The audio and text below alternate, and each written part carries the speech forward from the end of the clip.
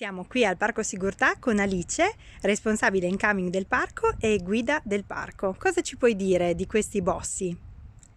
Allora, siamo in un boschetto di Buxus sempervirens, che è questo arbusto, quindi è un cespuglio, non è un albero, rimane abbastanza basso, però nonostante sia basso sono molto molto antichi. Infatti in questa zona del giardino, e venite con me che ve lo racconta bene questa sorta di pietra, questa sorta di racconto, ci sono proprio le piante storiche del Parco Giardino Sigurtà.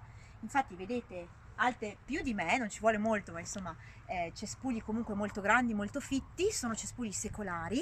Il bosco è una pianta che cresce lenta, lenta, lenta, lenta, ha delle foglioline verde scuro e queste foglie sono molto, e i rametti sono molto coriacei, sono molto resistenti e quindi si possono potare. E infatti fin dall'antichità queste piante, questi arbusti erano dedicati all'ars topiaria, ovvero l'arte della potatura, e quindi nei giardini degli antichi romani formavano statue e sculture verdi. Basta pensare ai parchi di divertimento dove i bossi assumono le forme più strane, più bizzarre. Qui non hanno una forma precisa, perché i primi giardinieri, sin dall'antichità, avevano il compito eh, che glielo veniva chiesto proprio dal dottor Sigurtà, di accarezzare con le forbici queste piante, di tagliare solo i rametti in eccesso e di accondiscenderli come se fossero più bizzarri parrucchieri, così scrive il dottor Sigurtà, che non maestri dell'arte topiaria. In questo modo i bossi di questa parte del giardino hanno queste forme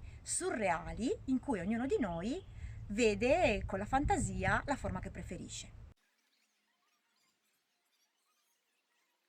Il bosso è una pianta molto molto robusta ed ha un legno così duro tanto che affonda come l'ebano. È un legno preziosissimo, un legno di colore giallo, e veniva fatto con il legno del bosso, i manici degli strumenti che dovevano, come i martelli per esempio, infatti in dialetto si chiama martel perché venivano fatti i manici dei martelli perché dovevano resistere molto. Venivano fatte le scatoline per gli unguenti nell'antichità, quindi un legno preziosissimo che non galleggia, quindi non fatevi una barca di bosso.